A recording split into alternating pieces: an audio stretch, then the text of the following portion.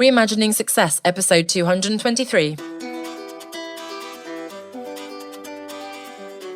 You're listening to the Reimagining Success podcast, where we help you design a business and a life that allows you freedom from the 9 to 5. I'm your host, Anna Lundberg, ex-corporate good girl, now a business mentor and coach, author, mum of 2, and I'm here to help you create more freedom, flexibility, and fulfillment. Now let's get started with redefining success outside of the 9 to 5. Hello, everybody, and welcome back to this month's Escaping the 9 to 5 interview on the Reimagining Success podcast. And I'm here with Anna Konchar. And Anna, why don't you dive straight in and tell us what were you doing before and what are you doing now? Sure. Well, thank you for having me. I'm excited to chat today. So my story is actually very similar to yours, Anna, and that is that I worked in marketing. And I worked on the agency side. I started that right after college. And after working for a few years, I decided that my entire life goal was to be a CPG brand manager. Of course. That was my goal too, of course. Yeah. And in order to do that, I needed to go back to school. So I went back to school. I got my MBA. I was like on the fast track to getting that CPG brand manager job.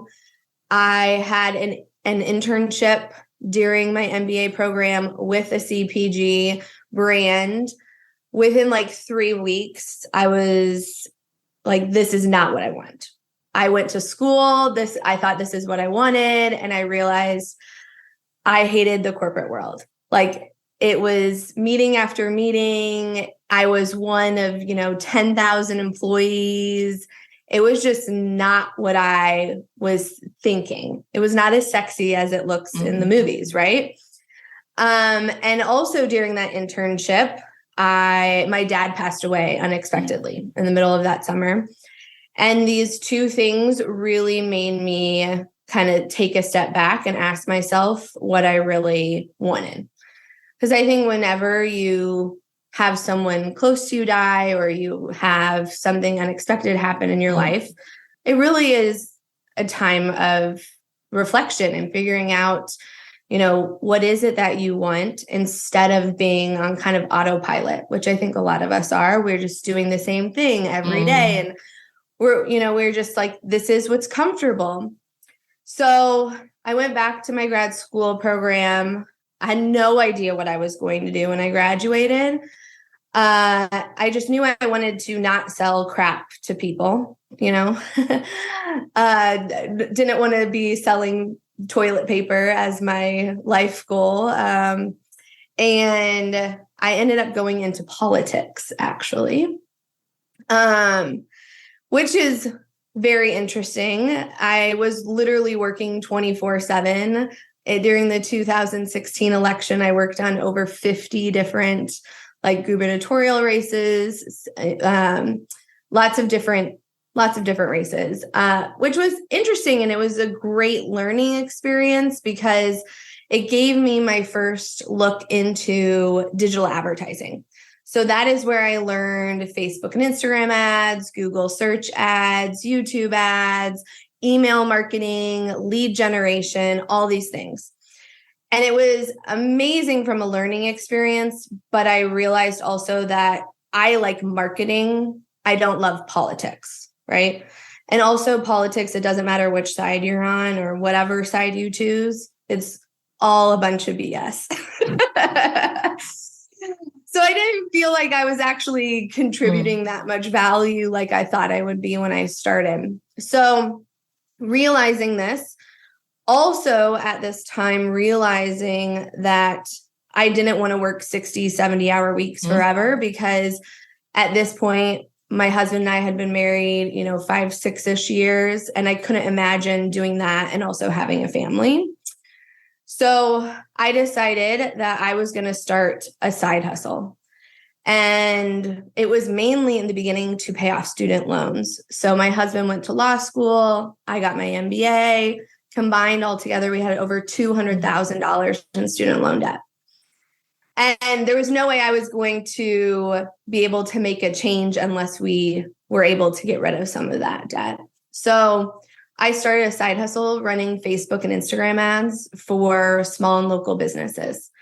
And within less than 2 years, I was able to scale that to 6 figures on the side. I ended up going all in my business in 2018. But at the same time, I realized that I didn't want to build an agency, or a consulting firm, because that's what I was trying to leave. So I needed to figure out a way to scale without having to have a giant team or take on lots and lots of clients and work all the time. And that's kind of when I was introduced to this whole idea of online courses, memberships, and coaching. So in 2018, I launched my first successful course called Advisory Insiders Pro, which basically teaches other people how to run Facebook and Instagram ads for small and local businesses. Because what I was finding is when I was working with these businesses, they needed help and they saw the benefit of it, but they didn't have the time to learn it themselves. And it was a very high in demand skill. And even now today, even more than 2018. So I said, this side hustle was able to change my life. Why don't I teach other people how to do this instead of having to do things like an MLM or start a blog or become an influencer? It was like a legitimate side business. So I've been running that program for over 4 years. I've helped over 2,000 people launch their own side hustles.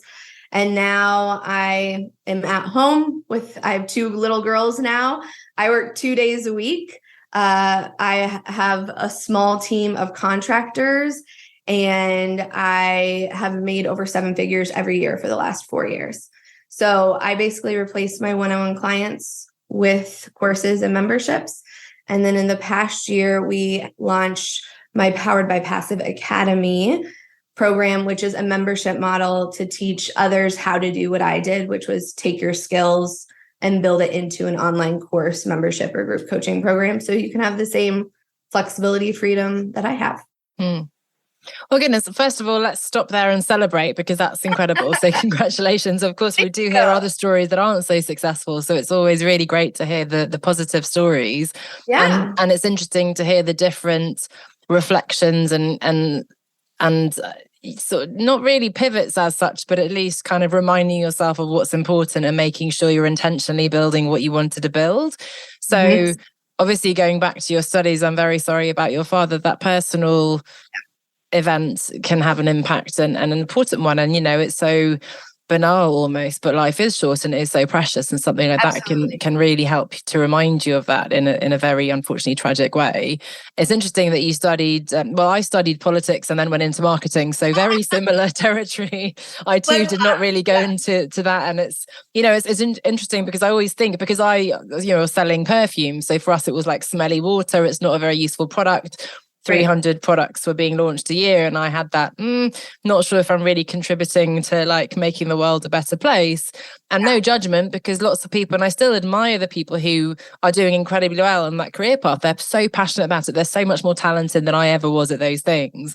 And it's just finding the thing that feels meaningful to you, right? And then of course works with your lifestyle and all these other things. But it is interesting because you can look on at politics and think, wow, it's such a great way to make an impact. And then, as you said, once you get inside and see how the recipes are made on the inside of the restaurant, it's not quite as tempting as it was before. I suppose you've kind of danced around it, but definition of success is something I talk about. And you sort of jokingly said that, it's being a brand manager in CPG. But I think there is a truth to, there is a certain career path, certainly for us.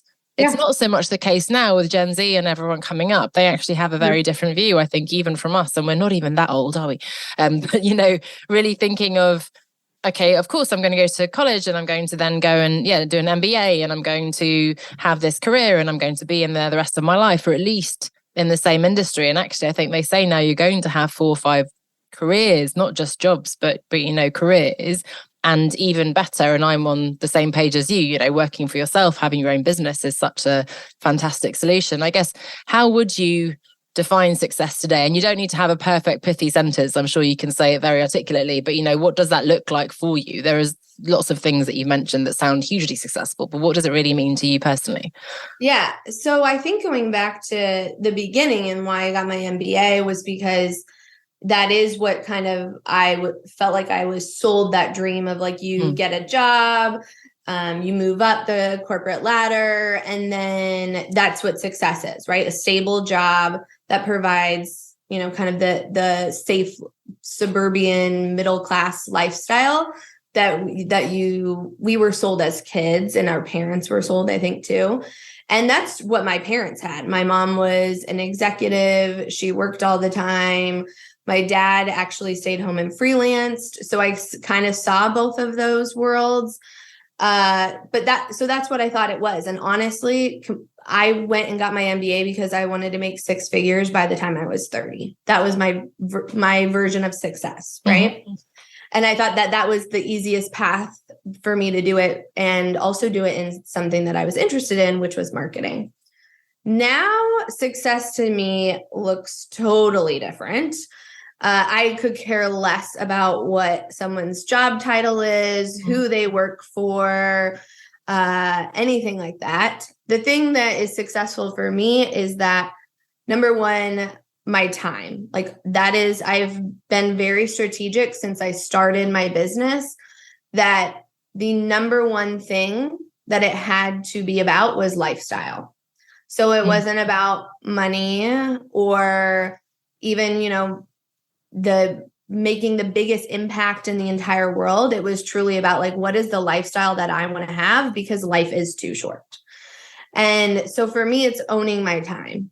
And now that I have kids, really spending as much time as I can with them, that I like to be with them, but also doing something that I'm really excited and interested in. Like, I love going to work, which my work is my office in my house, right? Like, I get excited, even though I do spend the majority of my time with my family, I get excited when I get to sit down and talk with other people and brainstorm and come up with new ideas and test those ideas. And it's really the fact that I get to be creative in my work, right? Like, when you're in the kind of traditional 9-to-5 corporate-y job, there's so much red tape. You have this idea and you want to share it with your team or your clients or whoever. And by the time it gets through everyone, it's like not even the idea that you came up with, and it's 6 months later when you finally get the go ahead to try it. Mm-hmm. So I love that I get to be creative. So really, success to me is owning my own time, being able to be creative and really enjoy the work that I'm doing. Also being able to pivot so that when my, what I enjoy changes, or what I'm interested changes, because I own my own business, I can change the business. It's not like I'm stuck in this one way, right?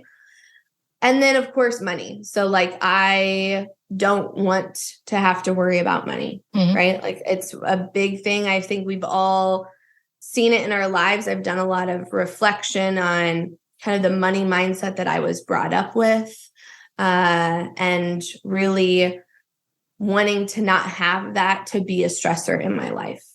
And then really just the impact and seeing what I can actually do. Like, I love pushing myself to be able to go further, try something new. And that's really what success is for me, is all of those things combined. And I know that it's different for everyone. And that's one of the things that I really like to talk with people who I coach with, is that what I look like and what I've built in my business is great for me, but you need to build it the way it's going to work for you. Yes. And this is, you're speaking my language, because of course, a lot of people say, you've got to do a course, you've got to do a webinar. This is the exact format you have to follow. And of course, that's not the case at all. Having said that, I do think the sort of the freedom, autonomy, creative freedom, flexibility, managing your own time, doing interesting work and so on is absolutely common, certainly to all the people I work with, and I'm sure all the people you work with. I do think there are people who have other ambitions and higher financial goals that put maybe that before lifestyle and so on. But I think, as you said, putting lifestyle first is really still quite new. And unfortunately, I think sometimes when you do that, you assume, speaking of money mindset, that you have to compromise on financials and, oh yes, I'm just going to have my little coaching business here and I love doing it. But, I'll just have to accept that I'll not be able to make money. So I think what's really powerful is to hear a success story like this, where you can absolutely have those things. The sort of hard work and you're ambitious and you're making a big impact, but you're also able to now work 2 days a week and manage it alongside your kids and so on. I mean, it sounds like you've navigated this very confidently and seamlessly and so on, but I almost hope, it sounds a bit mean, that there were some challenges along the way. So, what difficulties have you had and how have you overcome those, I suppose, to get to where you are along the way? Yeah, absolutely. There have been lots of challenges. You? Yes. It has not been all easy breezy. I will say, so the biggest challenge for me was when I first got started, obviously learning how to find my own clients, because I had come from an agency world, a consulting world, where we just had clients and that's who I worked on, right? So figuring out even just how to attract my own clients and how to market my own business, which made me deal with a lot of imposter syndrome because my entire profession was advertising and marketing. And here I felt like I had no idea how to market and advertise my own business and attract my own clients. So that was a really big mindset hurdle. And then once I was able to kind of get beyond that and feel really confident in my ability to land clients. And, I put together all the processes of proposals and packaging and all of that kind of stuff. Then my next big challenge was figuring out how to scale that. Because like I said, I did not want to have a big agency. I didn't want to hire a bunch of people, but I also didn't want to what I call like ride the revenue roller coaster, right? Which is like you land a client, you lose a client, you land 2 clients, you lose 3 clients. And it's just like not stable, which is really any business if you're not constantly generating new leads. But I didn't want to just do one-on-one services. So that was when I went into kind of the courses, membership coaching, and trying to figure that out. And I probably spent a year listening to literally every piece of free content out there, taking literally every free webinar from all the big names. And I'm talking about this is like 2015, 2016. Because again, I was convinced like I'm a marketer. I can figure this out. I'll just reverse engineer what they're doing. And then I launched my first membership and 2 people bought it. And I was like so embarrassed. Mostly because I thought like this was going to be a huge success the very first time, which I think a lot of us do because we see all the big flashy numbers on the internet. And I actually refunded those 2 people their money because I was so embarrassed. And I kind of was like, nope, I'm not going to do this. This isn't for me. I'm done. I'm just going to stick with my one-on-one services.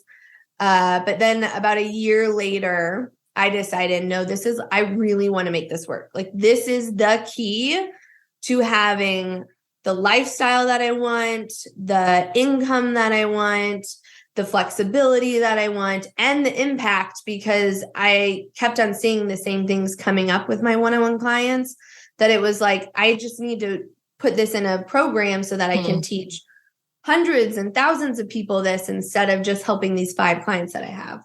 So that's when I relaunched the course Advisory Insiders Pro that I've been running for 4 years now. And I had 5 people buy it, which this time I was ecstatic because I had also worked with one-on-one clients who were course creators and coaches. So I just knew a lot more about what to expect, how to make it better. So that's probably the biggest challenge is like those failures and then being like, okay, let's try this again.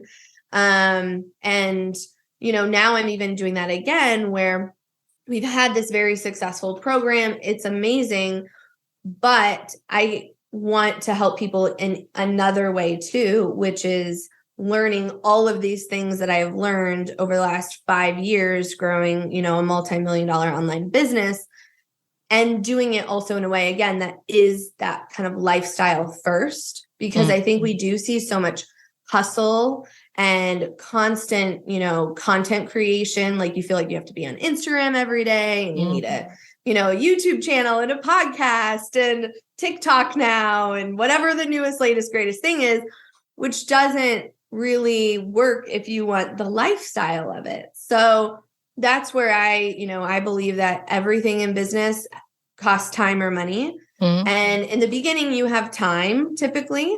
And then you have to get to this point where are you going to spend time or money? And I choose to spend money. So I run Facebook and Instagram ads all the time for my business, attracting people to our programs so that I don't have to rely on beating the algorithm or what is the latest trending audio on Reels or whatever, because that's just not what I'm into. So yeah, I think I've just had to figure out how to do it my way because there are so many people with different opinions and Yes, and I think we've all done that thing, and I'm sure many listeners have too, of listening to all the free stuff, and there is so much available. And in some ways, you don't even really need to pay anyone because there's all the stuff is there, all the knowledge and answers are there. What you don't get is the tailored support, the sounding board, the guidance, the feedback, the coaching, the mentoring, etc. Right? That's what we're missing from there. But I think that's such a great thing in terms of democratizing, I suppose, but it can also be confusing. I'm reminded of following all sorts of gurus in the beginning when I got very confused and didn't really know what I wanted. But I did want to pick up on, before we segue into the business model, which you kind of danced around already, but this idea of, as you said, getting those 2 clients, because I say this, and again, this is an important message to everyone listening. It happened to me too. I did a live workshop foolishly because I had no audience. It was literally when I was just starting out. And of course, nobody would show up to that. One person signed up and I, in the end, had to say, oh, it's a white lie here, but it's fully booked now, I'm afraid, but I'll happily turn it into a one-to-one coaching session for you. So which gave her more value, in fact. And after that, I launched my group program, which absolutely only had a handful of people. But I think it's in a way, in being so sort of, in a way, selfish and embarrassed ourselves, we forget that these are people who've chosen to show up, trust you, invest in you. And whether you help that, treat that one person as if they're the most important person, they'll go out there, they'll be an ambassador for life and support you and tell other people. And then next time you might have 5 people, and then next time 10 people, and then before you know, a multi-million-dollar business, right? So I think it is just debunking that idea that you're supposed to get it right the first time. And as you said, if you're used to the big corporate machine, we used to have sales teams and marketing teams and all this stuff behind you, finance. And as you said, the clients were there. Now suddenly you're having to create everything, which is a whole different ball game. And unfortunately, especially like you, I came from a marketing background thinking, I can do this. I certainly don't need to ask for advice, and I shouldn't admit that I'm struggling. And those kinds of, a little bit of ego kind of gets in the way, doesn't it? But so just remind us, you've talked about it a little bit. So the business model now is, you've got tell us what the pieces of the puzzle are. Sure. So the business model now is really, we have 2 core offerings. So I basically faded out my one-on-one Facebook and Instagram ads and sales funnel services once I had kids. Because, as a nursing mom, you have no idea when your kids are going to nurse or nap, and trying to do client meetings was very difficult. And also both my kids were pretty much during the pandemic when everything was shut down. So that has phased out. I no longer do one-on-one services. Now I just do courses and memberships. So I have that course that I've talked about a few times, Advisory Insiders Pro, which is a 6-week program that is a course that teaches you how to basically build your own Facebook and Instagram ads management business. So, and we do it in a way that you can do it on the side, whether it's you're in a corporate job or you're a student or you're a parent who stays at home and you want something to do during nap time. That's what that is all about. So it's a 6-week course. And then after that, if you want to continue to have support, we have an alumni program that is a monthly membership model. That course is a little less than $4,000. And then we have a 50% off offer that we give a few times a year. So the typical price is about $2,000 for that program. Then we have the other program, which we launched this year called Powered by Passive Academy. This is a monthly membership program specifically to help you turn whatever skills and passions you have into an online course, membership, or group coaching program. So very similar to what I did, right? Like, how do you go from this skill that you have to actually creating something where you can make some passive income from it? And that monthly membership is $297 a month as the basic membership. And then we also have a VIP membership, which really is more kind of the like one-on-one consulting. So we're reviewing all of your emails, we're reviewing your sales pages, your webinar, everything that goes into really selling your offer. But what makes that program very unique is there are lots of people on the internet teaching you how to build a course or membership or coaching program, right? The problem is that the majority of them are telling you to ask your audience what they want or validate your offer from your audience.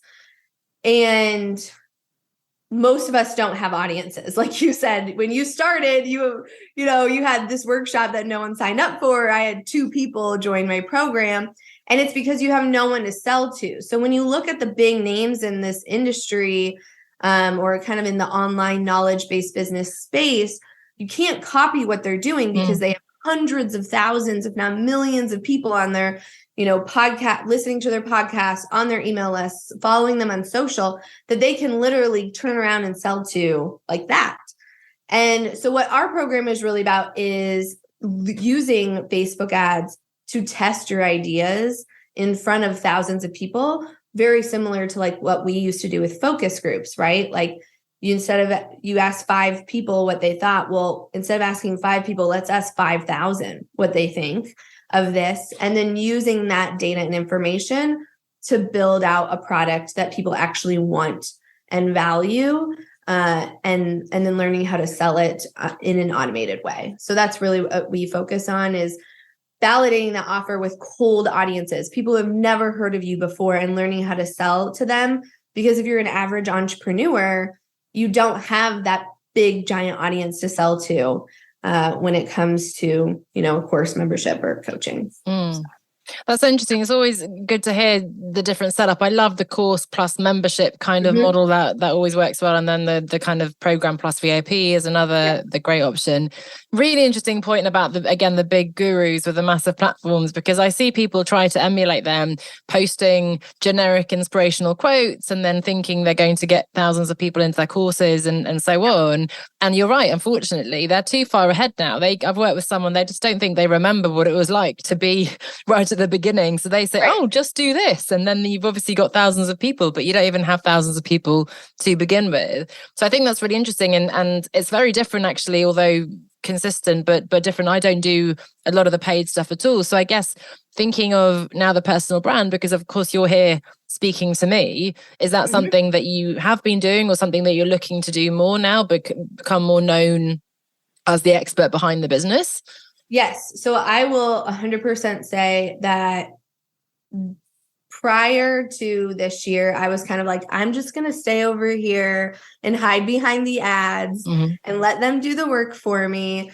And, I have that down. Like, I know how to run ads and I'm 100% confident in it. I've navigated all of the changes in Facebook and Instagram and YouTube for the last, since basically 2012. So I got it. Fully confident in that. But, I think that, again, kind of, we all start with one. We either start with organic or we start with paid. And I'm realizing that if I want to have the impact that I want to have, I have to, build my brand as a person too. And everything that I heard from, my students would be like, Anna, we love getting on coaching calls with you, which that's my favorite thing to do in my business, is get to work with, actually having conversations.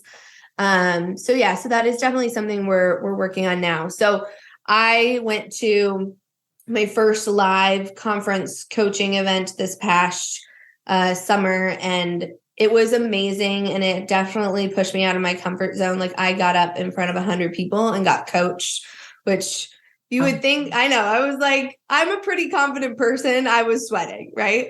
But it really was kind of like, okay, if you want to continue to grow, if you want to take the business to the next level, you need to start doing things other than just paid ads. So like the minute I got back, wrote down, okay, what are the things that need to happen for us to go to the next place in our business? But also still do it in a way that aligns with that lifestyle, right? Because that's my biggest thing. My biggest thing is I want to grow, but I want to continue to only work 2 days a week. So we have a PR manager now. I've never worked with a PR manager ever. But I would rather someone go out and say, hey, Anna, we need to get your name out there and this is how we're going to do it. And they do it. But also we've done things like we restarted our podcast. We're turning our podcast into a YouTube channel. These are all things that to me are long-term plays, right? They're not things that we're going to see ROI from immediately, where like, if I turn on ads, I can tell you in 5 days, I'm going to get sales. But I also know from a longevity standpoint from the business, for me as a personal brand, like these are things that I need to practice and get comfortable with, and also just start putting myself out there more. So it's definitely evolving, which that's what I've also learned about business is I think when I started, I thought there was going to be like this end point where it was just like, everything is perfect. We're not changing anything. And what I've learned is that is not the truth at all. It's constantly evolving because we constantly evolve as people, right? And that's also what makes it fun, because then you get to be creative and try new things. So that's what I'm doing quite now. Exhausting, right? And overwhelming, because you think, as you say, I'm going to find the one right business model and then that's it. Ta-da, I'm successful. But the world evolves, you evolve. So that's exciting, but it's also a bit, I can't just sit and sort of ride the wave, or at least not for very long. But it's interesting, as you said, with the business, that you need to, well, not need to, but you're choosing to, I guess, add a different dimension to it. And I'm a big believer in that personal brand giving you the longevity above and beyond the business as an expert who could then, if you decide not to do the Facebook and Instagram or different kind of course, you would still bring your credibility with you from that, right? Absolutely. That's so interesting. And I love the language as well of the comfort zone in a way, because even in the success that you have now after all these years in the industry, but also then as an entrepreneur and so on, there are still things that are outside of your comfort zone. And so, being coached on stage, maybe speaking more, doing the PR, the fact that you now have the income, of course, means that you can invest in getting the right support for that. You can't do all the things all the time from the beginning. We have, as you said, time or money generally, and you're in the fortunate position now and you're choosing to invest the money. But I think that's a really interesting one. Again, we think that, yes, I just need to do this one thing, or no, I'm going to build it around this thing that's comfortable, but that comfort zone changes, it evolves, and you will probably need to then look at the next thing, right? But we can take it step by step and layer those things on, rather than I've got to do the podcast and the speaking and the ads and everything in one go. That can be impossible, will be impossible, in fact. Yeah, I mean, I've been in business for 6 years now, and we're just now evolving into this. So, and everyone's journey looks different. Right. Yeah. And just coming around, because I know you said you had 2 little girls and they're similar age to mine. So I very much appreciate the chaos around you.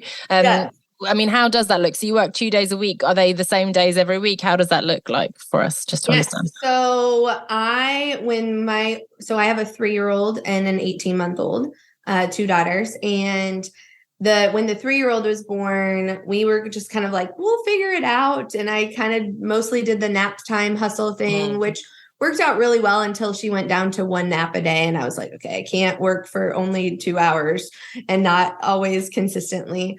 So we now have a nanny who comes in 2 days a week, and I work Tuesdays and Thursdays. Those are my days to work. And actually earlier this year, my husband also left corporate life. So he is now staying at home and with the girls and helping and kind of figuring out what he wants to do next too. But it's really good to have, for me personally, to have a schedule, right? Like Tuesdays and Thursdays are my days.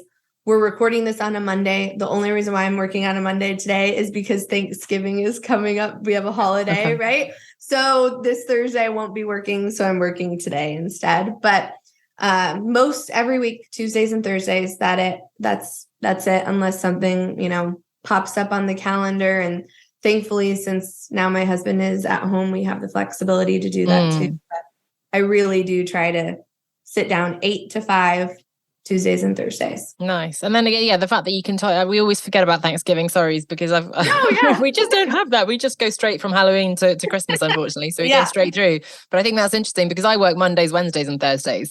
So I'm glad that I didn't interfere with your schedule. But, sometimes it's hard to get it. If everyone's doing their own little schedule, it's quite hard to make things work. But then the flexibility of it is that you can make a choice. So I have Thursdays as a sacred, no meetings usually. I'm working on my book or a course or something, the business development piece or whatever. But of course, sometimes if it's an important client and you need to get a call in or something like that, then you can have the opportunity to choose intentionally to make that happen. But it's I love that the 2 days a week, and Tuesday and Thursday feels good because it's not too long a break at any time. I suppose you get quite a long weekend, don't you, from Friday through to Monday? But since you've got the support team around you, I imagine that you still manage that. Yeah, I have an amazing team. We have 4 core people who they're all contractors, but they have worked with me, all of them, for almost at least 2 years or more. So, we've definitely figured out kind of our who's covering what, and have our lanes that we stick into. We trust each other. We're very good at communicating. We have one team meeting for an hour once a week. That's it. So, we try to be as efficient as possible. And out of curiosity, because it's a question that comes up, what was your approach to hire those people? Did you go by an agency? Have you chosen local people? What's been your approach? Great question. So no one is local. I started kind of like everyone. The very first hire was a VA. And I even hired her when I was still at my 9-to-5 job. And I think when I first hired her, it was for like 5 hours a month. Like something very extremely small, but it dipped my toes Great into start, it, right? Yeah. And she was the only contractor that I worked with for probably about 2 or 3 years. And then we kind of went through kind of a phase of like, we had a copywriter that worked with us. And then right before my first was born, I had a OBM or an online business manager reach out to me. And it was really interesting because I've been talking about, I need a project manager. Like I need to not be the one to make sure that everything is getting done. And she cold emailed me, which if you don't believe in cold emails, I'm just going to say you need to do it. I believe like, number one, if you're needing something and you really want it, like the universe, God, whoever you believe in is totally going to bring it to you. And that's honestly how the majority of our hires have happened.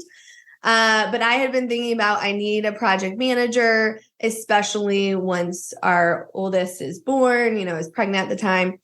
And she cold emailed me and she's like, "Hey, Anna, my name's Carolyn. This is what I do, blah, blah, blah, blah." And I said, we're in the middle of a launch. Let's talk next month.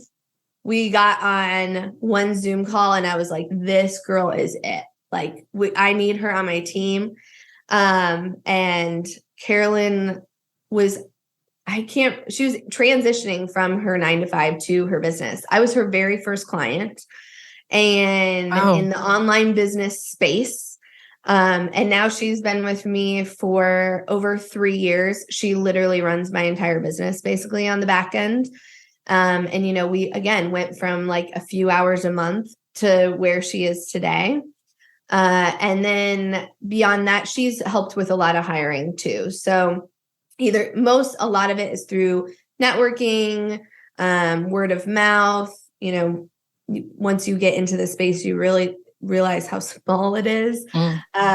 So people she's worked with or I've worked with, but it's never really been job postings or anything like that. We found some people through Instagram, but there's no like one specific way that we've done it. It's been kind of a variety of just figuring out who we need and the skill sets that they bring. So. Nice. That's really helpful. It's interesting. I was a bit reluctant there to blanket accept the efficiency of cold emails. And I think partly it just gets such a bad rap from the awful, like 99% of emails to me are just like, they have no idea who I am. They're completely irrelevant, spelling mistakes. It's awful. Yeah.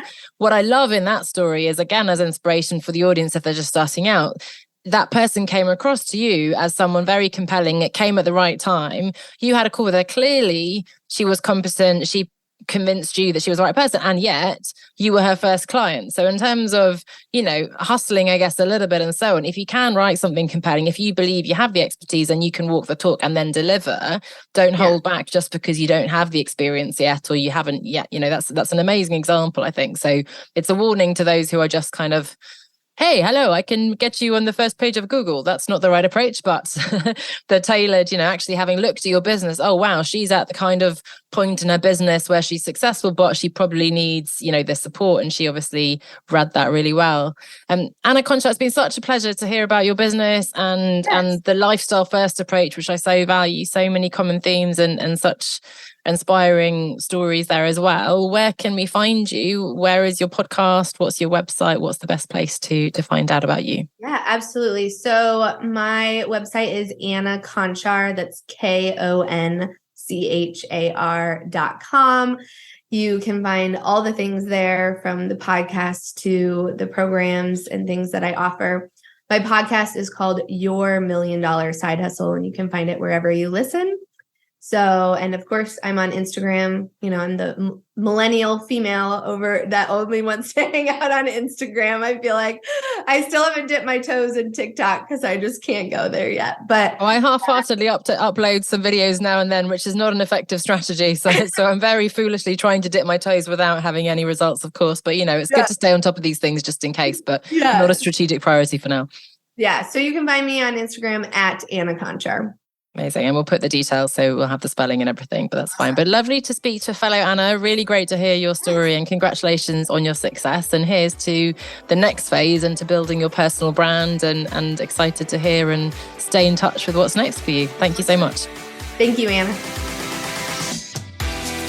The Outside of Business Academy is a self-paced course for you to work through in your own time to learn and implement the foundations of building a profitable business that lets you escape the 9-to-5. So if you're full of great ideas but lack the knowledge and experience to turn them into a viable business that will actually support your desired lifestyle, or you feel like you're doing all the right things and yet you're just not getting the traction and results that you're after, you have come to the right place.